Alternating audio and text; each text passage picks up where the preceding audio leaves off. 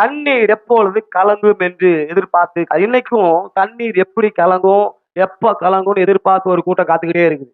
இங்க வந்திருக்கிற எல்லாருமே என் வாழ்க்கை எப்போ மாறும், என் சூழ்நிலை எப்போ மாறும், என் கடன் பிரச்சனை எப்போ மாறும், என் பிள்ளைகளுக்கு நல்ல உயர்வு எப்படி கிடைக்கும், எப்போ தெரியுமா? தண்ணி கலங்கும் போது. தண்ணீர் தானா கலங்கணும். நீ போய் என்ன பண்ணக்கூடாது? தண்ணி தானாதான் கலங்கணும். நீயா போய் கலக்கிட்டேன்னா முடிஞ்சு போச்சு. கலங்குனதுக்கு அப்புறம் தான் இறங்கணும். தானா கலங்கணும். கலங்குனதுக்கு அப்புறம் தான் இறங்கணும். அப்பதான் உன் வாழ்க்கையில சுகம் உண்டாகும். ஐயா, தண்ணீர் கலங்குறத பார்த்து அநேகர் இருக்கிறாங்க. இன்னைக்கு அநேகர் வந்து இருப்பீங்க, என் வாழ்க்கை மாறும், என் பிரச்சனை மாறும், எப்ப என் போராட்டம் மாறும் அப்படின்னு ஒரு குரூப் உள்ள உட்கார்ந்துட்டு இருக்கிறீங்க. இன்னொரு குரூப் வந்து இருக்குது. அது எப்படி வரும் தெரியுமா?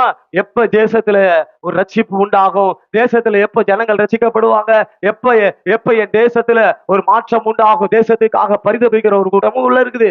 ஒரு கூட்டம் என் வாழ்க்கை மாறணுன்றதுக்காக உட்கார்ந்து இருக்குது, ஒரு கூட்டம் தேசம் மாறணும் உட்கார்ந்து இருக்குது, ஒரு கூட்டம் தேசமும் மாறணும் என் வாழ்க்கையும் மாறணும் உட்கார்ந்து இருக்குது. ஆனா ஒரு கூட்டம் மட்டும் எப்ப ஒயின் ஷாப் திறக்கும், எப்ப காலையில இருந்தா அங்க போகலாம், எப்ப காலையில இருந்தா இந்த இந்த மாதிரி ஒரு சூழல்ல ஒரு கூட்டம் இருக்குது.